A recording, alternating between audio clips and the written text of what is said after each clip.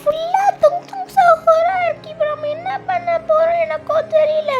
இப்போ நம்ம Indian city முழுக்க தும் தும் சஹோராக இருக்குது. இப்போ நம்ம என்ன பண்ண முடியும்? எனக்கு ஒரு ஐடியா இருக்குது.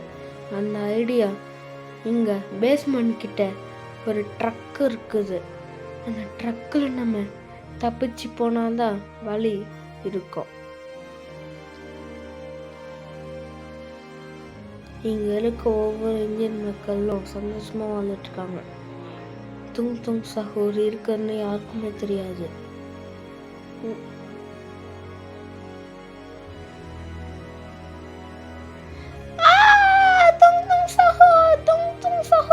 சார் இங்க மரக்கட்ட மாதிரி வந்துட்டு இருக்கா?